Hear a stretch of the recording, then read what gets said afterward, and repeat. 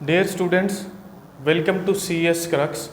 The topic is optimal page replacement, जिसका basic idea ये है कि हमको उस पेज को रिप्लेस करना है जिसकी डिमांड फ्यूचर में सबसे लेट है, या हम ऐसा बोल सकते हैं we have to replace a page that will not be used in near future. मतलब जिसकी डिमांड सीपीयू सबसे लेट करेगा फ्यूचर में, हम उस पेज के साथ रिप्लेसमेंट करेंगे। ये बेसिक आइडिया है ऑप्टिमल पेज रिप्लेसमेंट का। हम एक एग्जाम्पल सॉल्व करने जा रहे हैं ताकि इसके कॉन्सेप्ट को अच्छे से समझ सकें। तो उसके लिए यहाँ पर हमारे पास मेन मेमोरी में 3 फ्रेम्स हैं, फ्रेम नंबर 1, फ्रेम नंबर 2 और फ्रेम नंबर 3, और रेफरेंस स्ट्रिंग हमें दिया गया हुआ है। बेसिकली ये जो रेफरेंस स्ट्रिंग है ये पेज नंबर्स हैं जिनकी डिमांड करता है सीपीयू। तो इसी रेफरेंस स्ट्रिंग से ही हमें पता चलेगा कि फ्यूचर में किस पेज की डिमांड सबसे लेट है। ठीक हो गया। तो हम किसी भी पर्टिकुलर प्रोसेस के लिए मानकर चल रहे हैं कि सीपीयू कुछ इस तरह से पेज की डिमांड करेगा इस पैटर्न में, इस सीक्वेंस में। तो इसको स्टार्ट करते हैं।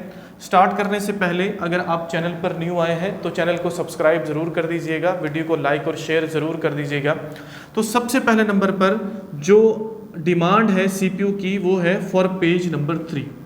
हमने सबसे पहले देखा मेन मेमोरी में, फिजिकल मेमोरी में, कि क्या पेज नंबर 3 यहाँ पर किसी फ्रेम में पड़ा हुआ है। वो नहीं पड़ा हुआ, फिलहाल तक सभी फ्रेम्स खाली हैं। तो ये पेज फॉल्ट काउंट होता है। It means it is a page fault. तो हम उसके लिए यहाँ पर जो है वो उसको याद रखने के लिए एक सिंबल लगा लेते हैं। तो सबसे पहले नंबर पर ये जो फ्रेम नंबर 1 है यहाँ पर आ गया पेज नंबर 3। इसी तरह से जो नेक्स्ट डिमांड है वो है for page number 2।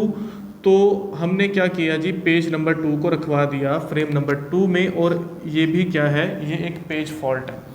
Next demand है फॉर पेज नंबर 1, ये भी पेज फॉल्ट है। हमने क्या किया, 3 को फ्रेम नंबर 1 में रख दिया, 2 को फ्रेम नंबर 2 में, और ये जो नेक्स्ट है हमारे पास पेज नंबर 1, इसको फ्रेम नंबर 3 में। अब नेक्स्ट जो डिमांड है वो है फॉर पेज नंबर 3। तो हम चेक करते हैं कि क्या पेज नंबर 3 किसी फ्रेम में पड़ा हुआ है। बिल्कुल पड़ा हुआ है। तो ये क्या है, ये है एक पेज हिट। इट मीन्स हमको रिप्लेस नहीं करना पड़ेगा। तो हमने क्या किया, सिंपल एज इट इज़ उसको कॉपी कर दिया आगे, 3, 2 एंड 1। नेक्स्ट सीपीयू डिमांड कर रहा है फॉर पेज नंबर 4। अब हमने चेक किया जब मेन मेमोरी में तो किसी भी फ्रेम में पेज नंबर 4 नहीं था। यहाँ पर अब ऑप्टिमल पेज रिप्लेसमेंट एल्गोरिदम का काम है कि उसको किस पेज को रिप्लेस करना है विद पेज नंबर 4 जिसकी सीपीयू डिमांड कर रहा है। तो जो पेज रिप्लेसमेंट एल्गोरिदम है, ऑप्टिमल पेज रिप्लेसमेंट एल्गोरिदम, वो ये कहता है कि हमको फ्यूचर में चेक करना है कि कौन सा पेज जो है उसकी डिमांड नियर फ्यूचर में नहीं है, मतलब सबसे आखिर में है। तो हम चेक करते हैं। जब हम इसको चेक करेंगे तो कॉन्सेप्ट मजीद क्लियर हो जाएगा। 4 की डिमांड कर रहा है, हमको नेक्स्ट पेज से इसको चेक करना स्टार्ट करना है। 3, 2 और 1 ये 3 यहाँ पर पेजेस हैं। तो 1 जो है वो तो बिल्कुल नेक्स्ट डिमांड है। इसी तरह से उसके बाद 2 जो है वो उसके बाद है, और 3 जो है इसकी डिमांड सबसे लेट होगी। तो हम क्या करते हैं, 3 को रिप्लेस करते हैं विद पेज नंबर 4। तो यहाँ पर आएगा पेज नंबर 4, यहाँ पर 2 और कुछ इस तरह से 1। और याद रखिए ये था हमारे पास पेज फॉल्ट, क्योंकि जो पर्टिकुलर पेज है पेज नंबर 4 ये हमें नहीं मिला था किसी भी फ्रेम में। नेक्स्ट डिमांड है फॉर पेज नंबर 1। क्या पेज नंबर 1 यहाँ पर पड़ा हुआ है? बिल्कुल पड़ा हुआ है। So it is a page hit. तो हम क्या करते हैं, एज इट इज़ इसको कुछ इस तरह से लिख देते हैं। नेक्स्ट डिमांड है for page number 6। Page number 6 हमको कहीं पर भी नहीं मिलता। तो हमको जो है वो पेज रिप्लेसमेंट एल्गोरिदम के ज़रिए पेज को रिप्लेस करवाना है। तो वो कहता है कि आप फ्यूचर को कंसिडर करो और ये चेक करो कि फ्यूचर में किस पेज की डिमांड सबसे लेट है इन तीनों में से। ठीक है जी, जो फ्रेम्स में पड़े हुए हैं 4, 2 और 1। तो यहाँ पर 2 जो है वो सबसे पहले फ्यूचर में उसकी डिमांड आएगी, 4 की उसके बाद, और जो 1 है उसकी सबसे आखिर में है। तो हमने क्या करना है, 1 को रिप्लेस करते हैं विद 6। तो यहाँ पर क्या आ गया, 6, यहाँ पर आ गया 2 और यहाँ पर आ गया 4, and it is a page fault. और उसके बाद जो है हमारे पास नेक्स्ट जो डिमांड है वो है फॉर पेज नंबर 2।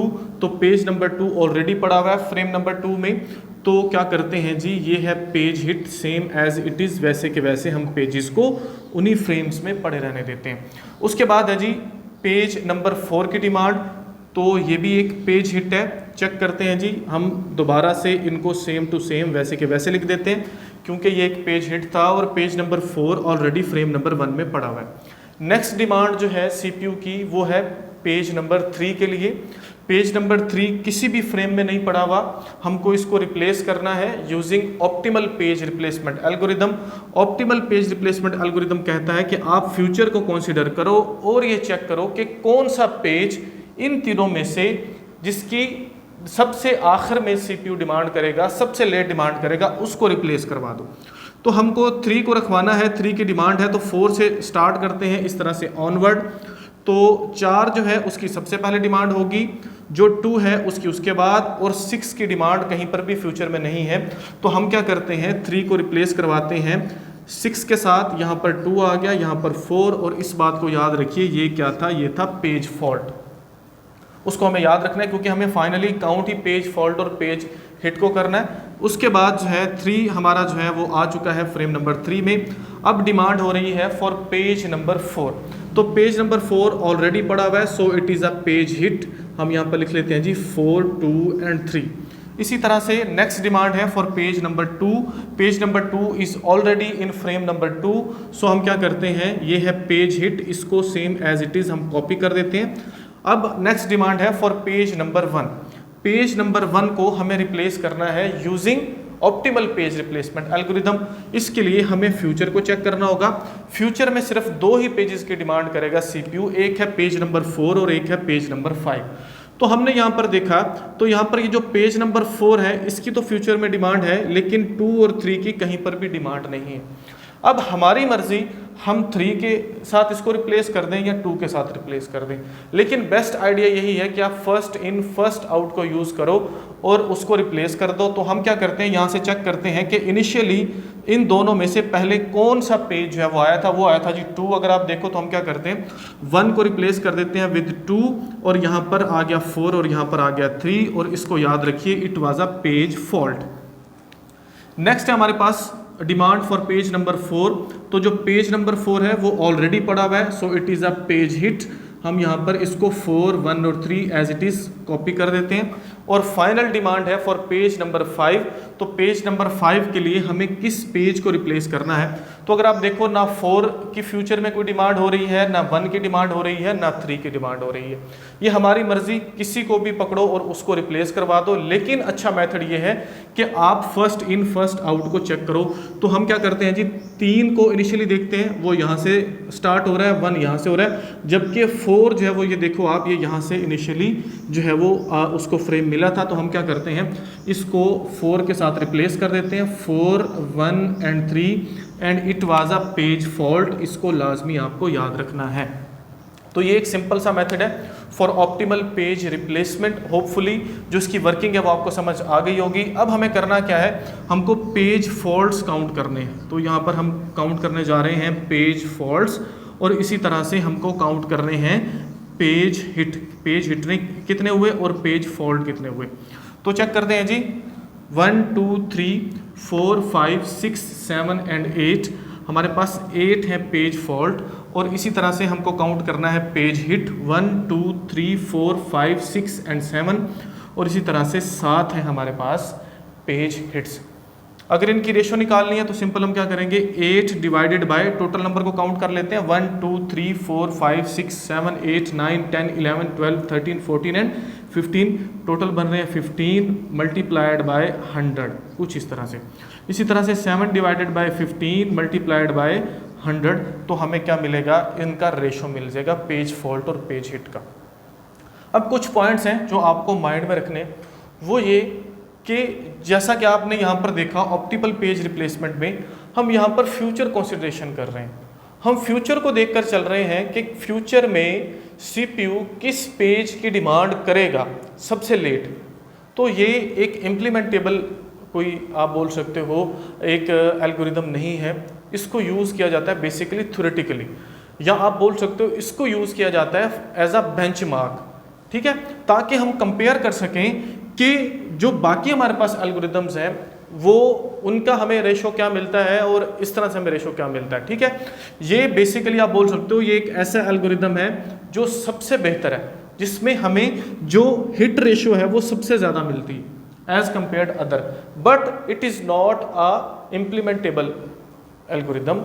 इस बात को आप अपने माइंड में रखोगे, ये एक बहुत मुश्किल चीज़ है, ये एक इम्पॉसिबल चीज़ है कि आप फ्यूचर की डिमांड को चेक कर सको कि कोई सीपीयू फ्यूचर में सबसे आखिर में किस पेज के लिए डिमांड करेगा।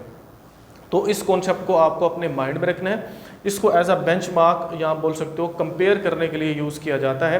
होपफुली जो कॉन्सेप्ट है वो आपको समझ आ गया होगा। वीडियो अगर आपके लिए हेल्पफुल है तो वीडियो को लाइक ज़रूर कीजिए, दूसरों के साथ शेयर ज़रूर कीजिए और चैनल को सब्सक्राइब ज़रूर कीजिएगा। मिलते हैं नेक्स्ट लेक्चर में। Thank you so much.